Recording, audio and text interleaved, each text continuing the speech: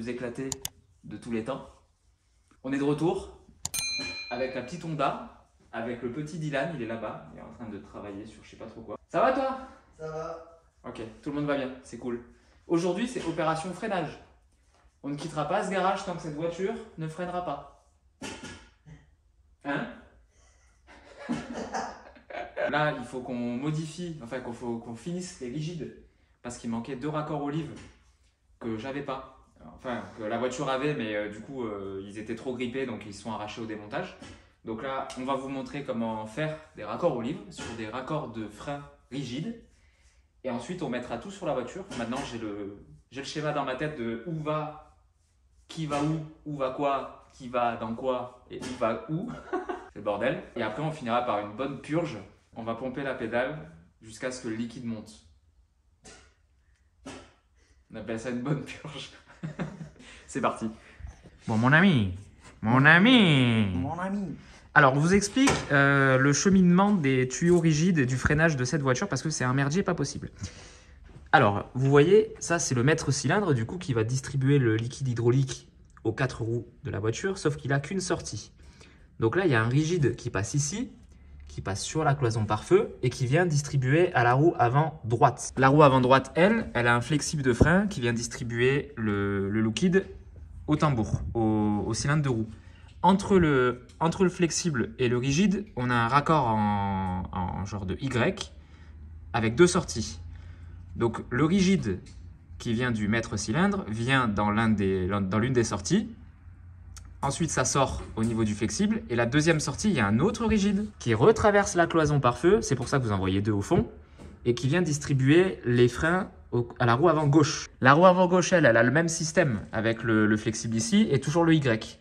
Donc le rigide que je viens de vous citer, il vient à gauche. Il y a un autre rigide qui vient en dessous de la voiture, qui traverse la voiture et qui vient à la roue arrière gauche. À l'arrière, il n'y a qu'un flexible. C'est celui-là. Ton explication, elle fait peur. Ouais, mais c'est chiant hein, en même temps. Et pourquoi ils n'ont pas fait comme des voitures classiques avec 4 flexibles et qui ne cassent pas les couilles chez Honda? Le flexible vient rentrer dans le cylindre de roue.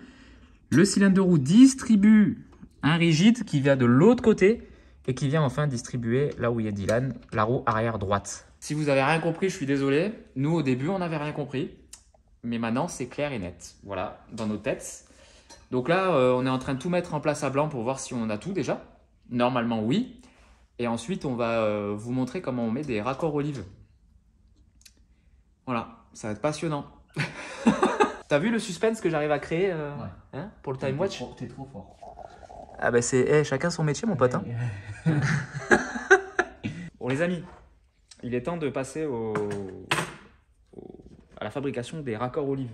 Alors, d'abord, il faut le raccord olive. Donc ça, c'est du M10 x 125. C'est un pas un peu à la con. De toute façon, tout est à la con sur cette voiture. C'est comme ça. Hein. Donc ça, c'est un petit garagiste du coin de Istres là, qui me les a fournis. Donc merci à lui. Il lui en restait 2.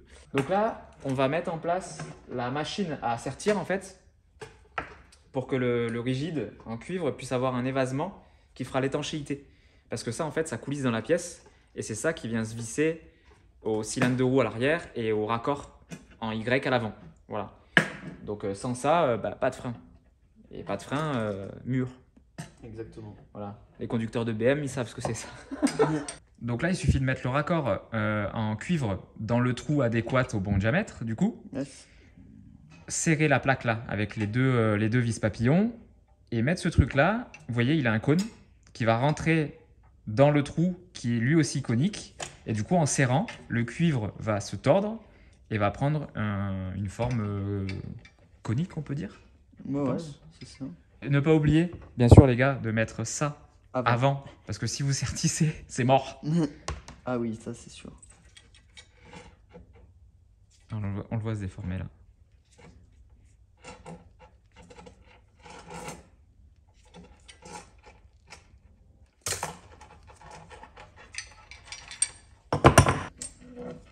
Voilà ce que ça donne une fois serti.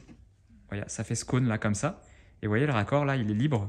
Il est libre derrière et là du coup on peut le visser dans ce qu'il faut sur la voiture directement. Donc là il nous en reste un à faire et on peut monter tous les rigides en définitif sur la voiture. Yes. et ensuite passer à la fameuse purge. Très bel instrument. Il y avait un petit morceau dedans. Ah. Ouais, nickel. Hein. Allez, on passe au suivant, on vous le filme pas parce que c'est le même procédé Yes. et on met tout ça sur la voiture.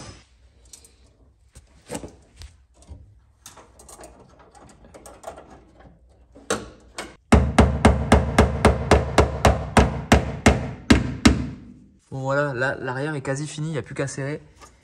Donc voilà, ça part de la roue gauche, ça va sur tout le pont arrière, enfin le train arrière, jusqu'à la roue droite. Voilà, et vous voyez de ce côté-là, il n'y a pas de flexible. En tout cas, ça a bien été fait.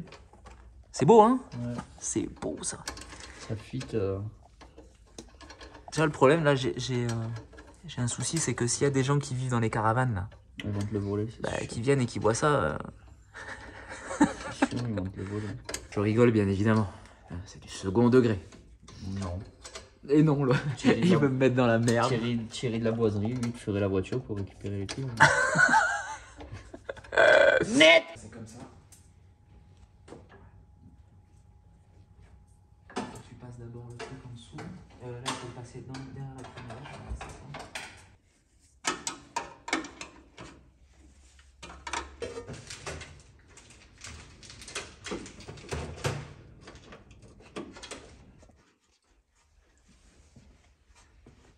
A few moments later.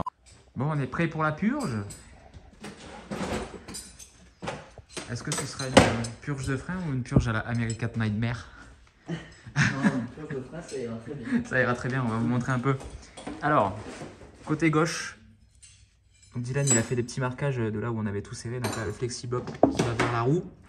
On a le rigide là qui poursuit tout le long de la caisse en dessous là. Pas si vous verrez, voilà, le long de la ligne d'essence aussi. Là à l'intérieur, c'est les fameuses pièces qui manquaient ici, les répartiteurs. Voilà. Non. Tu en mets, déjà. T'en mets un peu en entier, là.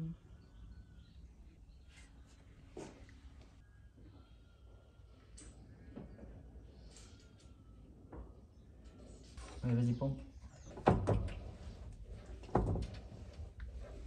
Voilà. Comment? Méga dur. Doucement, il en fout.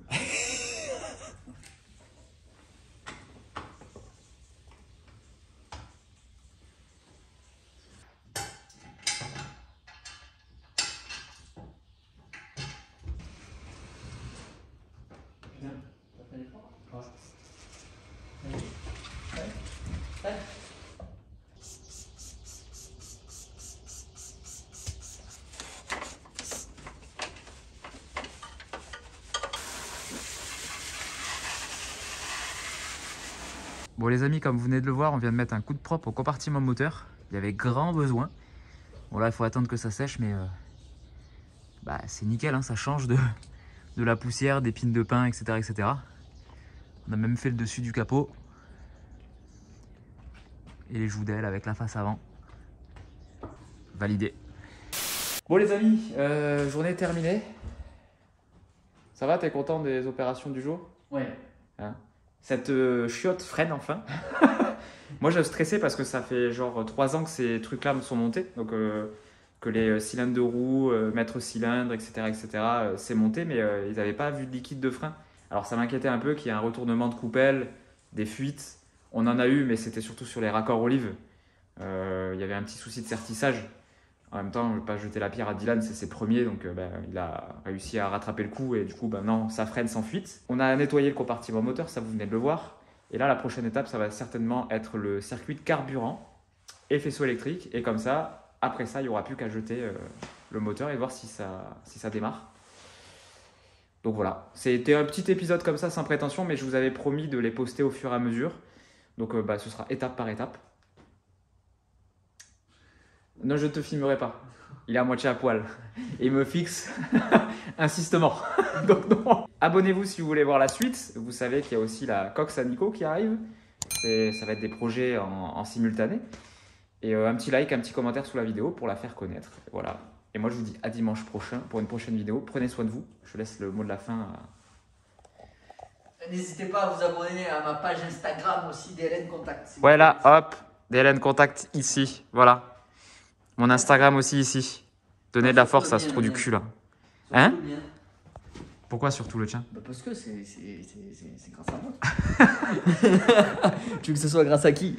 C'est vrai, c'est vrai. Bon, allez, à la prochaine, toi. Salut tout le monde. Salut toi.